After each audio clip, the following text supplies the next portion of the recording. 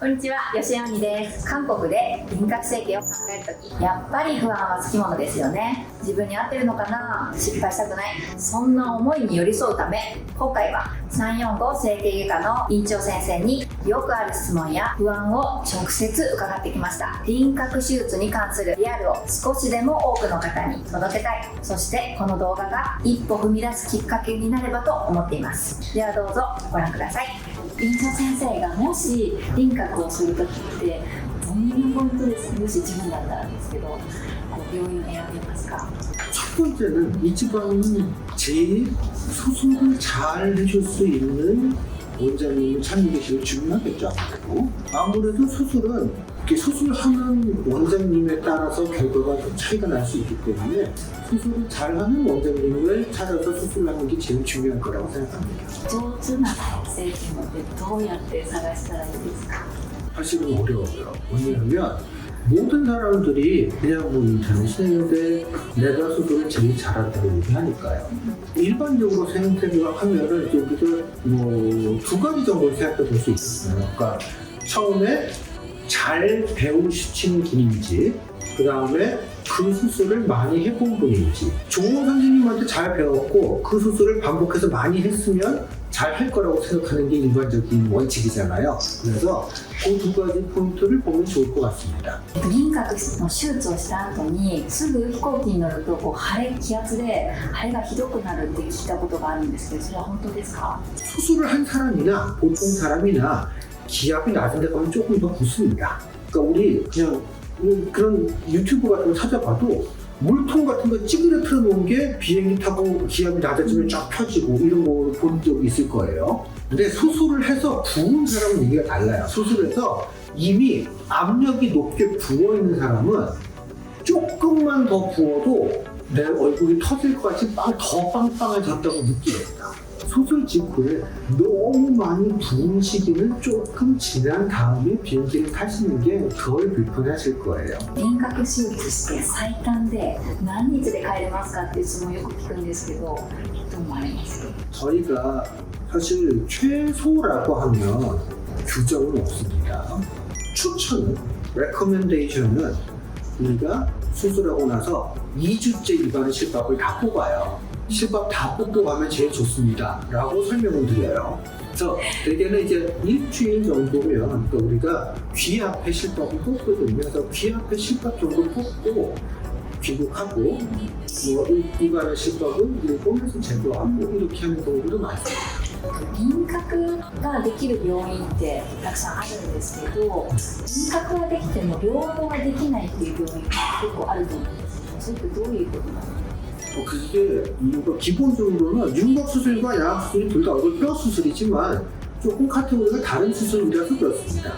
뭐 그러니까 비유를 하자면 뭐 바로 옆에 붙어 있지만 눈 수술이랑 코 수술은 좀 다른 거잖아요.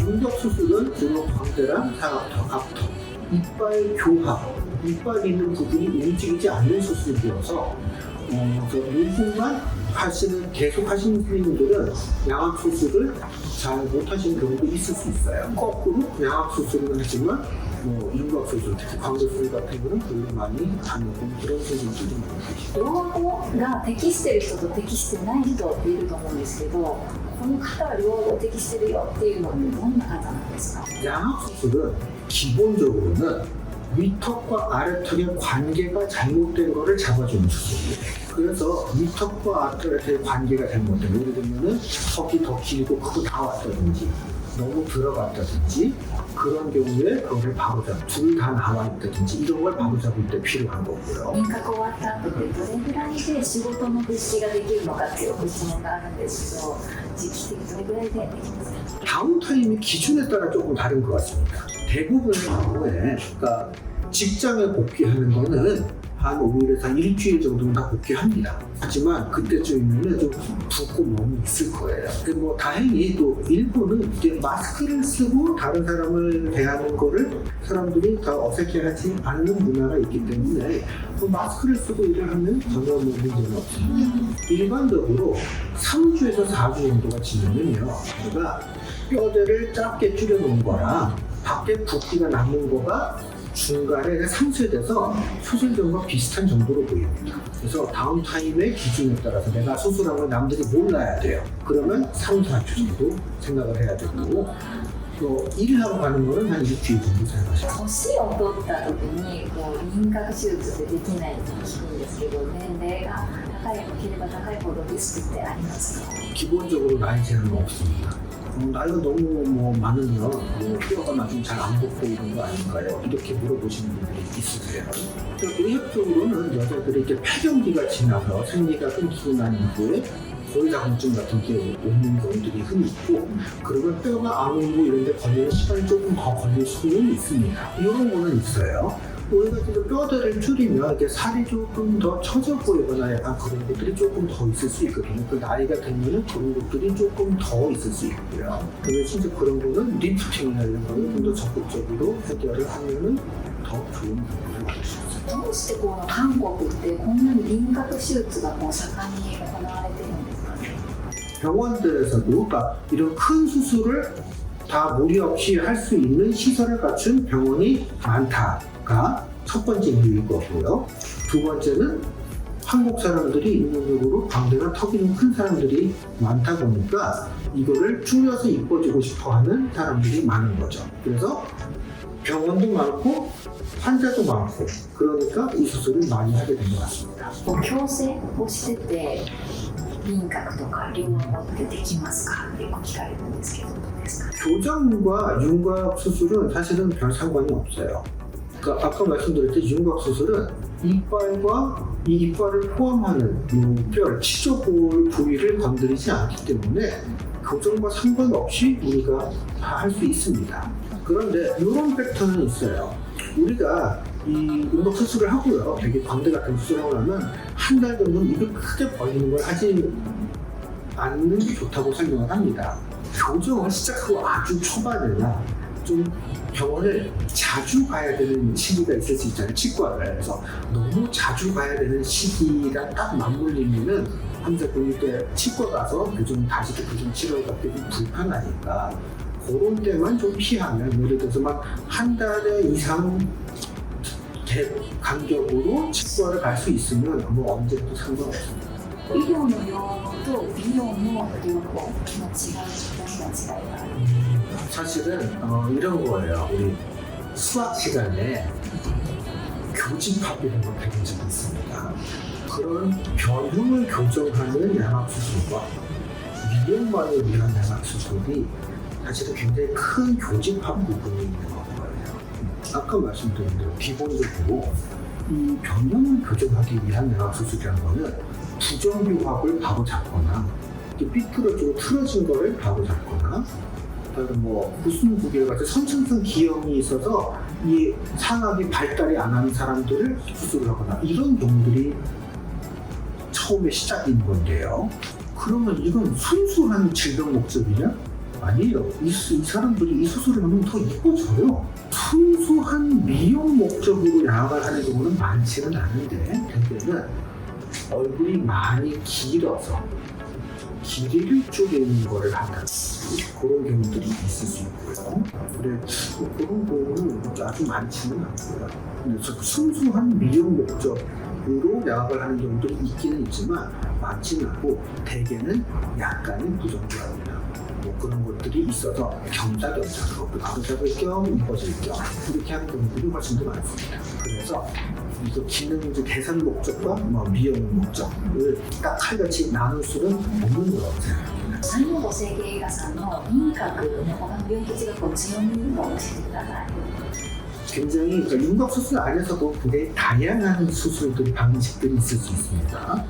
근데 그 다양한 수술을 잘 조합해서 할 수 있습니다. 그리고 이런 학회 활동이나 이런 것들을 굉장히 제가 많이 합니다. 그래서 가장 실제로 학회에 가서 다른 사람들 일행을 듣기도 하고 다른 의사 선생님들을 가르치기도 하고 이런 것들을 하면서 가장 좀 트렌디하게 업데이트된 정보들을 많이 가지고 있기 때문에 그런 면에서도 장점이 있다고 생각할 수 있겠습니다. 青崎手術で産業さんの違うノウハウとかってある？ 다양한 방식을 다 할 수 있어요.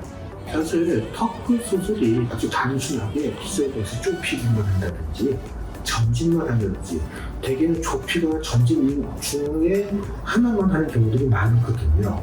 그런데 이거를 턱끝은 사실 굉장히 다양하게 할 수 있습니다. 길이를 줄일 수도 늘릴 수도 있고요. 전진, 후진, 옆으로 옮기는 거를 다 할 수 있습니다. 그래서 그 다양한 거를 그 환자 개개인에 맞게 할 수 있는 게 가장 큰 장점이라고 생각합니다. ここ5年のノウハウとかサイエンさんのノウハウっていうのがあります。